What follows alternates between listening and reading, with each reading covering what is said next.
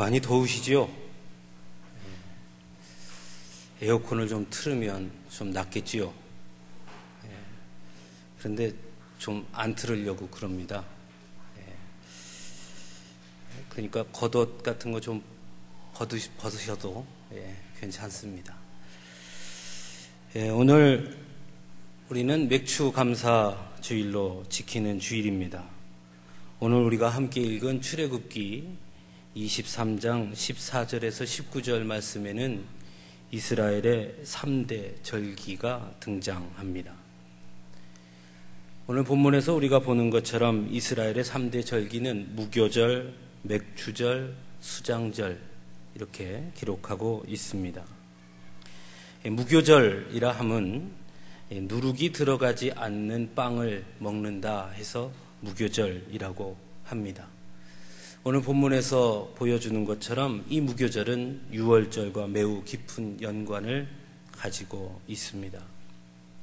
하나님께서는 왜 이스라엘 백성들에게 무교절을 지키라 하셨는가?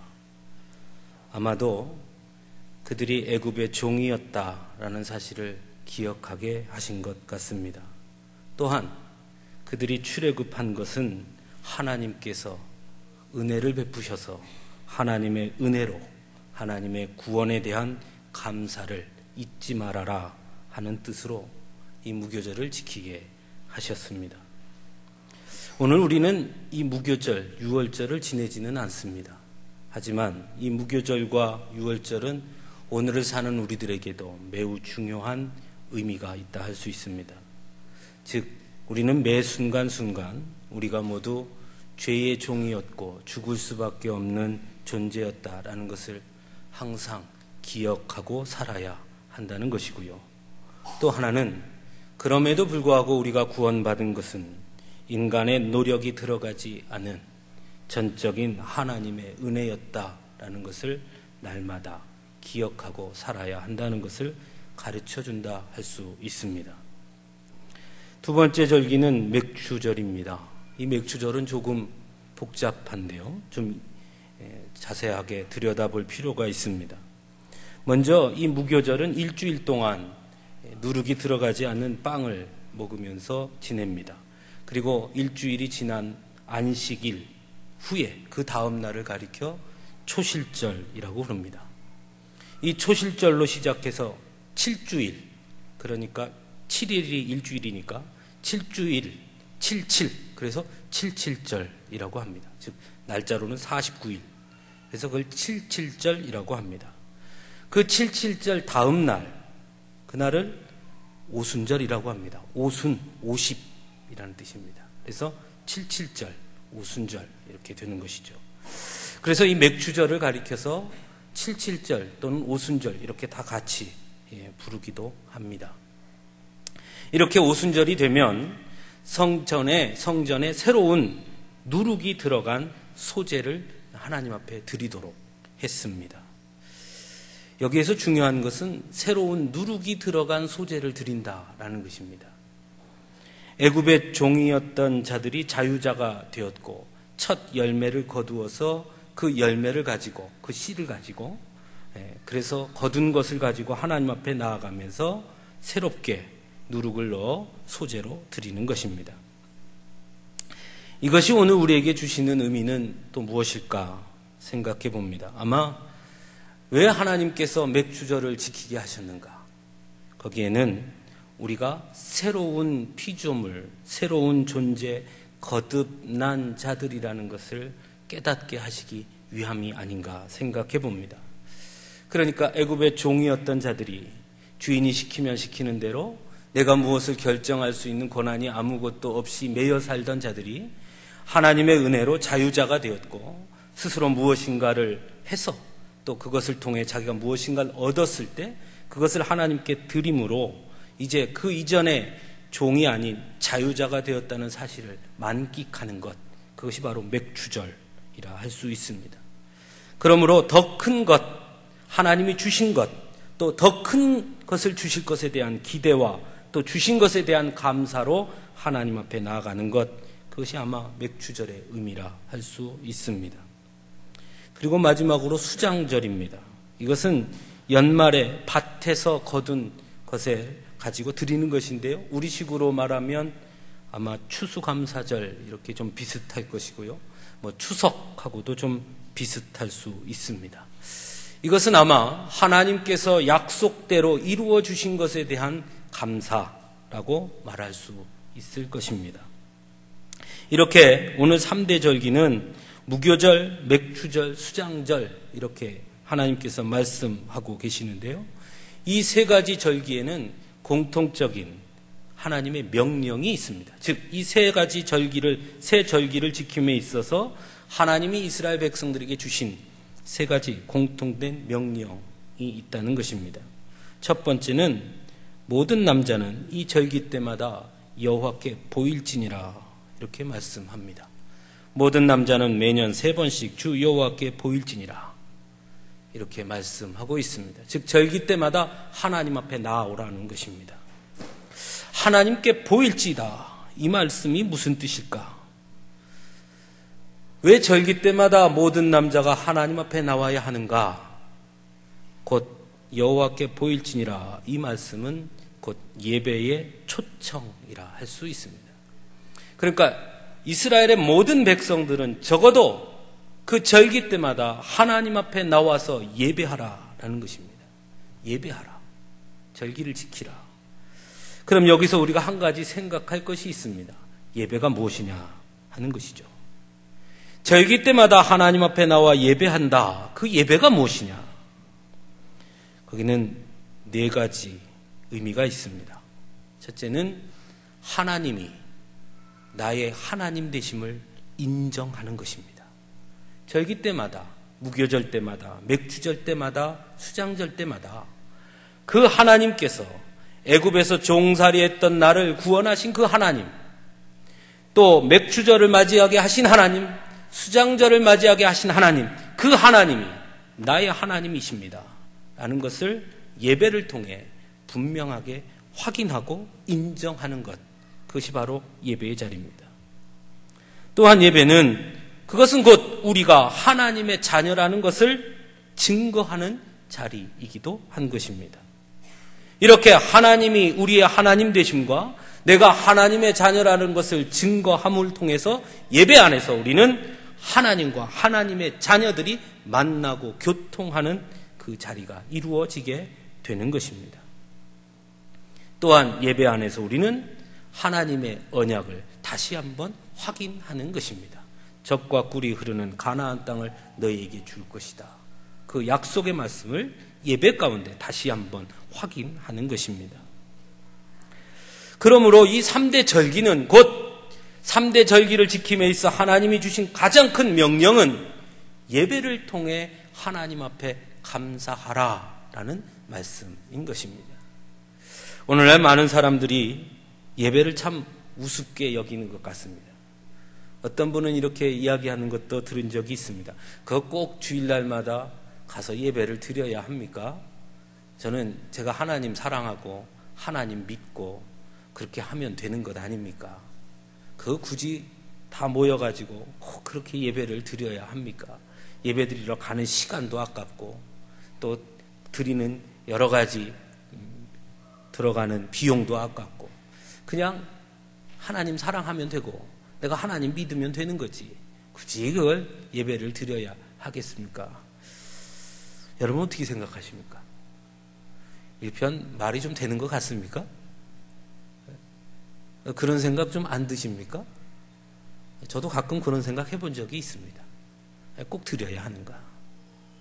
그러나 오늘 본문에 우리 하나님 분명 말씀하십니다.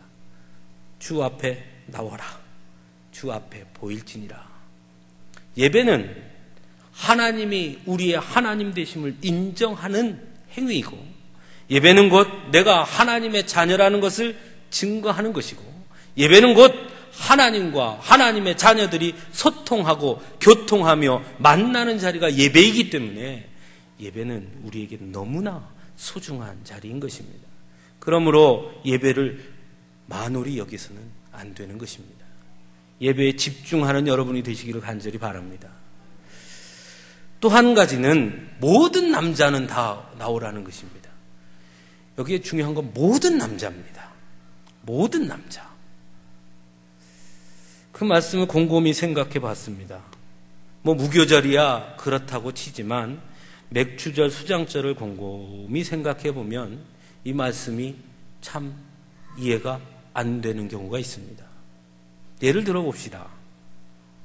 열매를 거두어서 하나님께 드려야 하는데 옆집에 사는 김 씨는 엄청 많이 거두었습니다. 소위 풍년입니다. 그런데 우리 집은 흉년이 들었습니다. 거둔 게 얼마 없어요. 그런데 저도 나가야 됩니까? 하는 것이죠. 옆집 사람은 풍년이 들었으니까 하나님 앞에 감사할 수 있지만 나는 흉년인데 나도 나가야 됩니까? 우리는 그렇게 생각할 수 있습니다. 그런데 하나님은 모두 나오라는 것입니다. 모두 나오라. 여기에는 중요한 의미가 있습니다. 많이 거두어서 나와라. 많이 얻었으니 나와라. 축복받았으니 나와라. 그것이 아니라는 것입니다. 소득, 소유가 기준이 아니라는 것입니다. 하나님의 자녀라면 모두 나오라는 것입니다. 내가 하나님의 자녀가 되었으므로, 내가 하나님의 은혜를 입었으므로, 내가 하나님의 약속을 믿는다면 내 소득이 어떻든 간에 내가 무엇을 거두었든 간에 그것과 관계없이 하나님 앞에 나오라는 것입니다. 이것이 중요합니다. 그런데 오늘날 많은 사람들이 이것을 잊어버립니다. 하나님 앞에 감사합시다. 저는 감사할 게 없습니다. 그래도 나와야 되는 겁니다. 왜 감사할 게 없습니까? 하나님이 나의 하나님 되심이 감사한 것이고, 하나님이 나를 불러주셨음에 감사한 것이고, 내가 하나님의 자녀가 되었다는 것이 감사한 것이고, 하나님의 약속을 바라보며 살 수 있다는 것이 감사한 것인데 왜 감사할 것이 없습니까? 즉 그것만으로 하나님 앞에 나오라는 것입니다. 소득이 아니라. 두 번째로 하나님이 명령하신 것은 빈손으로 내 앞에 나오지 말라라고 말씀합니다. 하나님 앞에 나올 때 빈손으로 나오지 마라. 무슨 뜻일까요? 하나님의 은혜를 거저 받았으니 이제 하나님께 드리는 자가 되라라고 말씀하는 것입니다. 내게 있는 것이 또 내가 지금 누리는 것이 하나님의 것이라는 것을 인정하라라는 뜻입니다. 그래서 빈손으로 나오지 마라라는 말씀입니다. 즉 하나님의 은혜에 반응하며 살아라라고 말씀하고 있습니다. 세 번째는 처음 것을 드리라라는 말씀입니다. 처음 것. 이 세 절기는 다 처음과 관계에 있습니다. 무교절은 어떻게 처음과 관계되지요? 하나님께서 이스라엘 백성들을 출애굽시킬 때 마지막 10번째 재앙이 뭐였습니까? 처음 난 것들은 다 죽였지요. 처음과 관계에 있습니다. 맥주절은요, 밭에서 처음 거둔 곡식을 드리는 것이고요. 수장절은 연말에 처음 얻은 열매를 하나님께 드리는 것이니까 다 처음 것을 드려라 라는 것과 관계가 있습니다. 처음 것을 드리라 라는 말은 무슨 의미일까요? 이것은 전부를 드리라 라는 말씀입니다. 저는 제가 중고등학교 시절에 저희 집은 과수 농사를 크게 졌습니다. 제가 안 해본 게 없습니다. 사과 농사도 지어봤고요. 배 농사도 지어봤고 포도 농사도 지어봤습니다. 그런데 한 해는 배 농사가 아주 잘 됐습니다. 배가 막 이만한 거예요. 너무너무 잘 됐습니다. 저희 아버지가 그 과수원을 탁 보시면서 흐뭇해 하시면서 야, 올해는 돈 좀 벌겠다. 이렇게 이야기를 하셨습니다. 그런데 아직은 조금 열매를 따기가 좀 못해서 다음 주쯤에는 열매를 따서 좀 거두자 이렇게 이야기를 나누고 시간이 지났는데요. 그 사이에 그 일주일을 못 기다리고 한 이틀쯤 지나니까 태풍이 왔습니다. 태풍이 와서 바람이 막 부니까요. 배가 투두둑 떨어지는데 배 떨어지는 소리가 얼마나 귓가에 크게 들리던지 툭툭툭 떨어지는 거예요. 그런데 배가 떨어지는데 어떤 배가 떨어지느냐? 요만한 배는 안 떨어지고요. 이만한 배만 떨어지는 거예요. 왜? 무거우니까. 배가 툭툭 떨어지는 거예요. 제가 봐도 속이 탔는데 저희 아버지는 어쩌겠습니까? 비바람이 몰아치고 바람이 세게 불고 배는 떨어지고 저희 아버지와 어머니가 정말 그 비를 다 맞고 막 과손으로 뛰어가서 뭘 할 수 있겠습니까? 배를 이렇게 받치어야 됩니까? 뭐 어떻게 할 건 없잖아요. 그런데도 가손으로 확 뛰어가서 막 나무를 들고 가지를 괴고 뭐 하겠습니다. 그런다고 뭐 그게 됩니까? 태풍이 지나고 나서 나무를 떡 하고 보니까 이만한 배들이 주렁주렁 열려있던 나무였는데 배는 하나도 안 보이고 앙상한 가지만 있는. 결국 그의 배농사는 망쳤습니다. 처음 것을 드리라. 무슨 의미일까요? 모든 것을 소득해서 그 중에 부분을 드리라는 게 아니라 제일 처음 따서 드리는 겁니다. 저희 아버지가 그때 풍년이 들 것 같으니까 기분이 좋으셨어요. 그래서 어떻게 했냐, 이만한 배 제일 좋은 것만 딱 따가지고 한 상자를 탁 만들어서 교회 목사님에게 탁 선물로 드렸습니다. 목사님, 올해 우리가 이렇게 배가 아주 좋았습니다 하고 딱 드렸는데 그 배가 전부였습니다. 태풍이 온 이후에 그만한 배를 발견하지 못했어요. 배가 다 사라졌어요. 다 요만한 배입니다. 처음 것을 드린다는 것은 전부를 드리는 것입니다. 양이 새끼를 낳습니다. 첫 새끼를 낳습니다.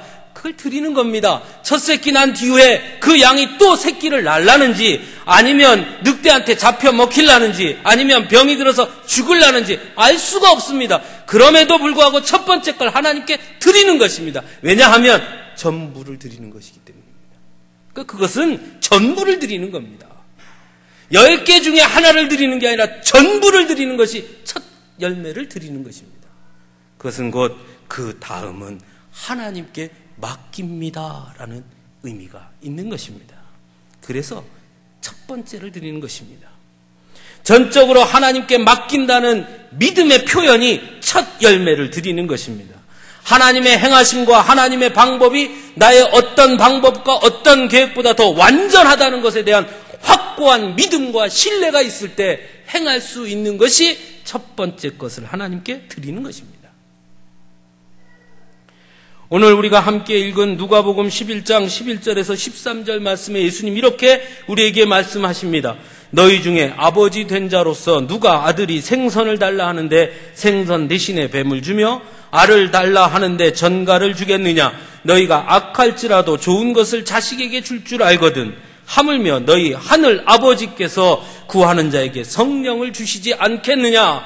하나님이 우리의 아버지 되심을 분명하게 믿기 때문에 드릴 수 있는 게 첫 번째 열매를 드리는 것입니다. 그렇게 드리라는 것입니다. 새 절기를 지킴에 있어서 중요한 것은 예배를 통해 드려라. 빈손으로 드리지 마라. 첫 번째 전부를 드려라. 우리 하나님 우리에게 그렇게 말씀하고 있는 것입니다. 오늘은 우리가 맥추절로 지키는 주일입니다. 저는 오늘 말씀을 통해서 우리가 한번 깊이 다시 기억하고 생각해야 할 것들이 있다고 생각합니다. 첫째는 우리 역시 죽을 수밖에 없는 죄인이었으나 오직 하나님의 은혜로 구원받은 백성이 되었다는 것을 날마다 기억하고 살자 하는 것입니다. 또한 그리스도 예수 안에서 새로운 피조물이 되었으므로 새로운 시작과 더 큰 기대를 갖게 되었다는 것 또한 날마다 기억하며 살자 하는 것입니다. 세 번째는 우리의 매 순간 하나님이 함께 하신다는 것을 기억하고 살자 하는 것입니다. 분명 우리의 매일의 삶은 고단하고 힘에 겹습니다. 그래서 원망과 불평이 쏟아질 때가 있습니다. 그러나 하나님이 우리와 함께 하신다는 것을 안다면 매 순간순간은 벅찬 감격이고 벅찬 감사의 고백이 터져 나와야 하는 것입니다. 오늘의 삶을 왜 우리가 소중하게 살아야 하느냐? 하나님이 지금도 나와 함께 하시기 때문입니다. 또 한 가지 우리가 깨닫게 되는 것이 있습니다. 감사는 믿음이라는 것입니다. 저는 오늘 제목을 감사는 믿음입니다 이렇게 잡아봤는데요. 여러분, 기독교의 감사는 결코 결과주의가 아닙니다.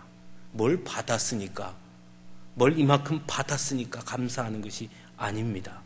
감사는 믿음인 것입니다.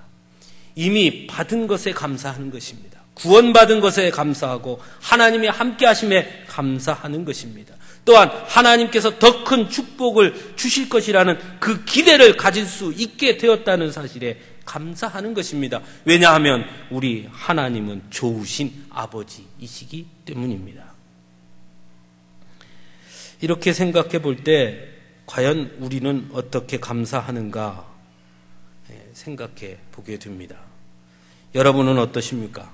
여러분은 어떻게 감사하고 계십니까? 하나님 앞에. 이건 다른 말로 표현하면 여러분의 믿음은 어떠한가 하는 질문과 같을 것입니다. 감사를 말하면 많은 사람들은 좀 오해를 합니다. 저도 오늘 이 말씀을 준비하면서 잘못하면 우리 성도들이 좀 오해하겠구나 이런 생각을 했습니다. 왜 오해하느냐? 여러분 하나님 앞에 감사하십시오 이렇게 자꾸 말하면 목사님이 헌금하라는 얘기구나 이렇게 오해합니다. 아마 거기에는 매우 잘못된 인식이 자리 잡고 있기 때문일 것입니다. 왜냐하면 감사하라 했는데 헌금하라는 것이구나 이렇게 받아들이는 것은 곧 헌금이 감사의 전부라고 생각하는 오해를 갖고 있는 것이죠. 많은 성도들이 헌금에 대한 잘못된 이해들을 가지고 있는 것 같습니다. 첫째는 헌금을 투자로 생각합니다. 하나님께 드리면 30배, 60배, 100배로 갚아주시리라. 믿습니까? 안 믿으십니까? 30배, 60배, 100배로 갚아주시리라. 믿습니까? 투자로 생각하는 거지요. 요즘 은행에다 어디다 부어보십시오. 30배, 60배, 100배 부어주나. 하나님께 부으면 30배, 60배, 100배로 불려준다니까 그거 괜찮은 투자 방법이다 하고 투자하는 겁니다. 그렇게 생각하는 거죠. 두 번째는 헌금을 예금으로 생각합니다.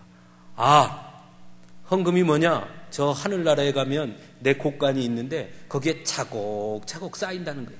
그래서 나중에 하늘나라에 가면 내가 쌓아놓은 예금 주십시오 그래서 받는다는 거예요. 헌금을 예금으로 생각합니다. 또한 헌금하는 것으로 하나님이 주신 은혜에 대한 우리가 해야 할 그 대가는 모두 치루었다고 생각합니다. 하나님 주신 은혜 감사한데 그게 감사해서 나 이렇게 헌금했으니까 된 거 아닙니까? 하는 것이죠. 아마 이건 11조 헌금 등등 그럴 것입니다. 하나님 내게 건강 주시고 일터 주셔서 열심히 일했는데 물론 하나님이 주신 은혜지만 나 11조 헌금했으니까 이제 된 거 아닙니까? 이렇게 생각한다는 것이죠. 이건 다 모두 잘못된 생각입니다. 헌금은요, 투자가 아닙니다. 헌금은요, 예금도 아닙니다. 헌금은요, 우리가 감사하는 것이 헌금 하나로 다 됐다 말할 수 있는 것도 아닙니다. 그럼 진정한 헌금이 무엇입니까? 헌금은 날 구원하신 하나님의 은혜를 인정하는 것입니다. 하나님이 나를 구원하셨습니다. 그걸 인정하는 믿음의 표현이 헌금입니다. 구원받았음에 대한 확신의 표현이 헌금입니다. 그러므로 헌금은 전부를 드리는 것입니다. 나누는 게 아닙니다. 전부를 드리는 마음으로 하는 것입니다. 즉, 첫 열매를 드리는 마음으로. 제가 아는 권사님은요, 헌금을 그분이 드리는 걸 헌금을 보면 헌금이 빳빳해요. 다 새 돈 같아요. 근데 가만히 들여다보면 원래 새 돈이 아니라 다 다리미로 다린 것처럼 빳빳합니다. 그래서 제가 물어봤습니다. 권사님, 어떻게 권사님 이렇습니까? 그랬더니 그 권사님 하시는 말씀이, 목사님, 저는 토요일 날마다 이 헌금 다리는 게 일입니다. 그러니까 헌금을 다 다리는 거예요. 다리미로 빳빳하게 다려서 토요일 날이면 미리 요건 주일 헌금, 요건 감사 헌금 차곡차곡 다 준비하는 겁니다. 열심히 다려서. 그게 헌금의 의미입니다. 하나님이 주신 은혜에 감사해서 나의 모든 것을 담아서 드리는 것. 많은 사람들이 하나님의 것은 하나님께, 가이사의 것은 가이사에게 하신 주님의 말씀을 들어서 하나님의 것은 하나님께, 내 것은 내게 이렇게 생각합니다. 10의 1조는 하나님 거, 10의 9는 내 거. 맞습니까? 아닙니다. 여러분, 내 것이 있습니까? 믿음은요, 내 것이 없다는 걸 인정하는 것입니다. 그게 믿음입니다. 그래서 헌금은 믿음으로 드리는 거예요. 10의 1조는 10의 1이 하나님의 것이니까 드리고 10의 9는 내 거니까가 아니라 10의 1조를 드리는 것은 모두가 다 하나님의 것입니다라는 것을 인정함으로 드리는 게 10의 1조입니다. 그것을 착각하면 안 됩니다. 헌금은, 올바른 헌금은 기대하고 소망하며 드리는 것입니다. 하나님 앞에 헌금을 드릴 때는 하나님께서 더 큰 것을 주실 것에 대한 약속에 대한 믿음을 가지고 기대하며 드리는 것이 올바른 헌금의 자세입니다. 또 한 가지 헌금에 대한 잘못된 이해가 있습니다. 이렇게 이야기하니까 그러니까 헌금은 감사하는 마음으로만 드리면 되는 거구나, 이렇게 오해하는 것이죠. 오늘 성경은 빈손으로 나오지 말라 말씀합니다. 처음 거둔 열매 가장 좋은 것으로 드려라 말씀합니다. 목사님, 뭐 액수가 중요합니까? 그저 마음만 있으면 되는 것 아닙니까? 맞습니다. 성경에 액수를 얘기한 적은 한 번도 없습니다.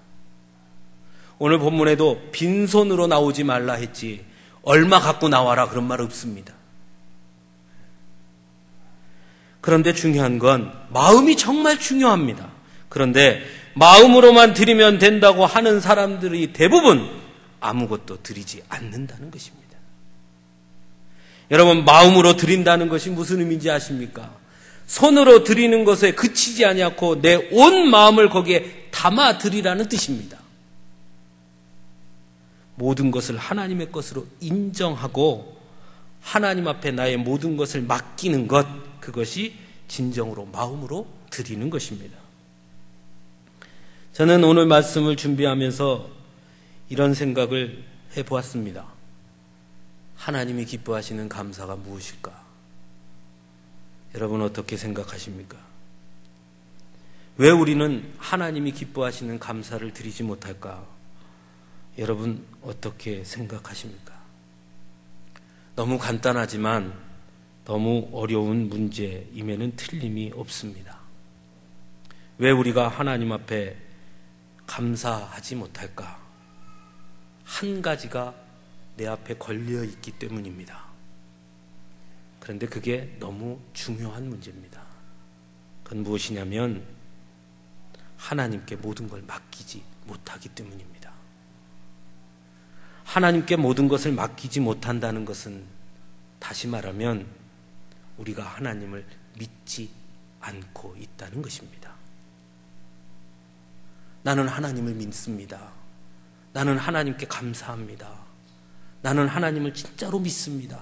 하나님께 모든 것을 맡깁니다.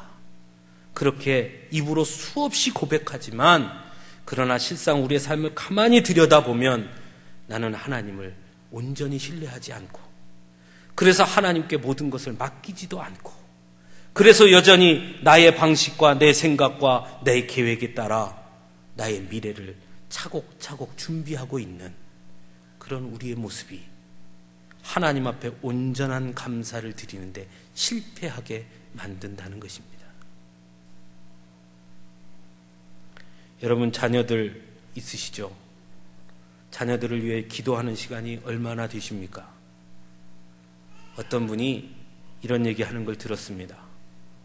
자녀를 서울대학교 보내는 방법 간단하다는 거예요. 그건 매우 간단하다는 겁니다. 뭡니까? 영어, 수학, 과학, 국어 그 과목마다 우리나라 최고의 과외 선생님을 붙여가지고 또는 최고의 학원에 보내면 서울대 가느냐? 아니라는 거예요. 더 쉬운 방법이 있다는 겁니다. 그게 뭐냐? 아이가 공부하는 시간만큼 부모가 기도하면 된답니다.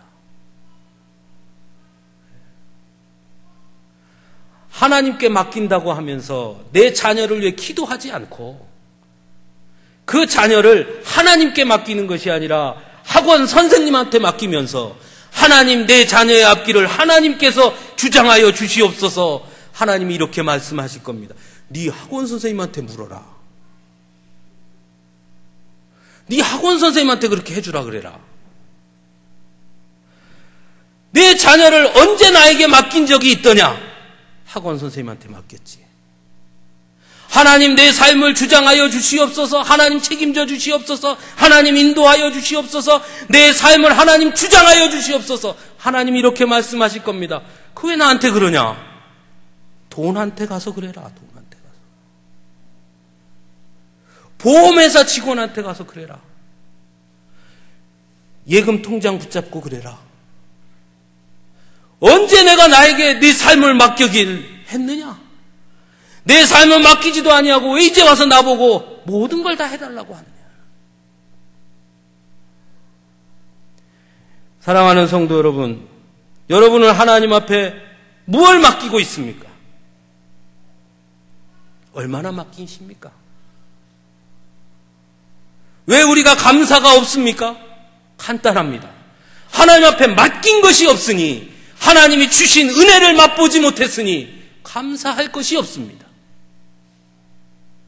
하나님 앞에 맡기면 하나님이 베푸신 은혜를 경험하면 감사하지 않을 수 없는 것입니다. 그러므로 감사는 믿음입니다. 믿음이 있는 사람이 감사할 수 있습니다. 믿음이 없는 사람은 감사할 수 없습니다. 믿음 없는 모든 신앙 행위는 가증스러운 것입니다. 오늘날 한국 교회가 왜 세상 사람들에게 조롱을 받습니까? 왜 한국 교회가 세상 사람들에게 비난을 받습니까? 이유는 간단합니다. 믿음을 말하지만 어느 것 하나도 하나님 앞에 맡겨드리지 않기 때문입니다. 우리의 손에 쥐고, 사람의 손에 쥐고, 사람의 생각대로, 사람의 방법대로, 세상의 경영 방식대로 그렇게 교회를 운영하고, 그렇게 교회를 이루어가고, 그렇게 교회를 세워가고, 그렇게 우리의 신앙생활을 가꾸어 가기 때문에 거기에는 감사가 없습니다. 감사가 없으니 믿음이 없는 것이죠. 사랑하는 성도 여러분, 나의 모든 삶을 하나님께 맡기는 것이 곧 감사입니다. 나의 삶을 하나님을 위해 드리는 것이 곧 감사입니다. 감사는 거기서부터 시작하는 것입니다. 하나님께서 이스라엘 백성들에게 절기를 가르쳐 주시면서 하신 말씀이 바로 그것입니다. 오늘 맥주 감사절입니다.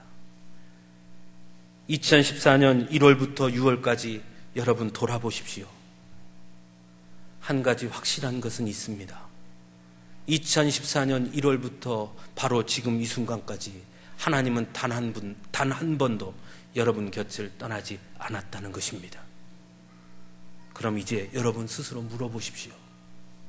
여러분은 그런 하나님에게 얼마만큼 다가갔으며, 얼마만큼 드렸으며, 얼마만큼 맡겼습니까?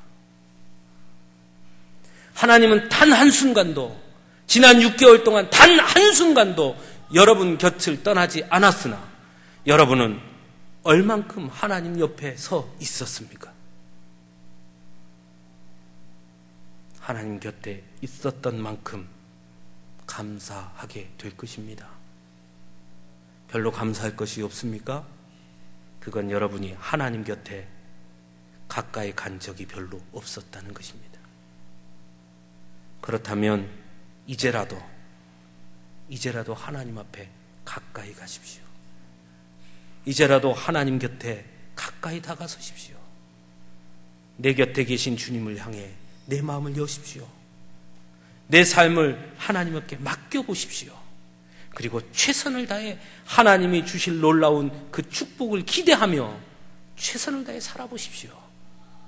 분명 하나님이 주시는 감사가 내 심령을 용솟음치게 하리라고 믿습니다.